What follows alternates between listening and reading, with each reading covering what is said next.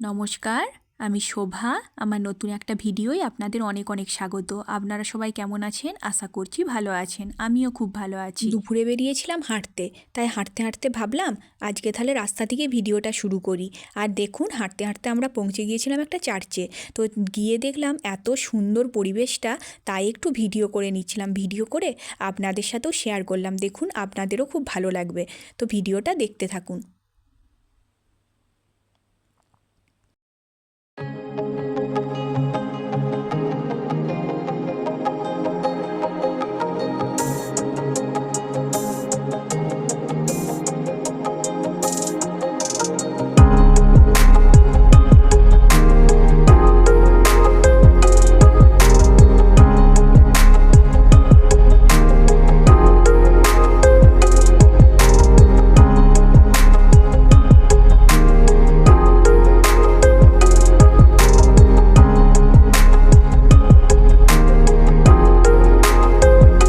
ঘুরে টুরে রাতে এসে রান্না করলাম হচ্ছে চিকেন কষা। তো চিকেন কষা রান্না করার জন্য প্রথমেই নিয়ে নিয়েছিলাম হচ্ছে চিকেন। তো চিকেনটা ভালো করে ধুয়ে নিয়েছিলাম।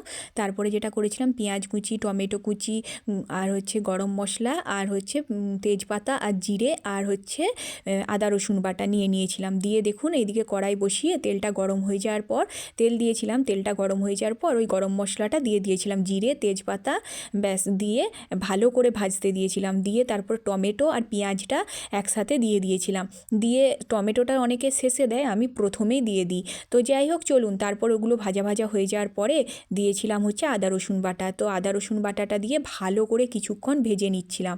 তারপরে দিয়ে দিয়েছিলাম হচ্ছে লঙ্কা গুঁড়ো, হলুদ গুঁড়ো, জিরে গুঁড়ো, আর হচ্ছে ধনে গুঁড়ো। তো দিয়ে ভালো করে কিছুক্ষণ কষিয়ে নিচ্ছিলাম। তারপরে যেটা করেছিলাম, আগে থেকে যে চিকেনটা ছিল ওই চিকেনটা দিয়ে দিলাম। তো দিয়ে কিছুক্ষণ ভালো করে কষিয়ে নিতে হবে। দিয়ে কিছুক্ষণ ঢেকে রেখে জলটা বেরিয়ে আসলে, এই যে পরিমাণ মতন লবণ দিয়ে দিচ্ছি, জলটা বেরিয়ে আসলে তখন হচ্ছে কি বলে, ঢাকাটা খুলে কিছুক্ষণ ভালো করে ফুটতে দিতে হবে।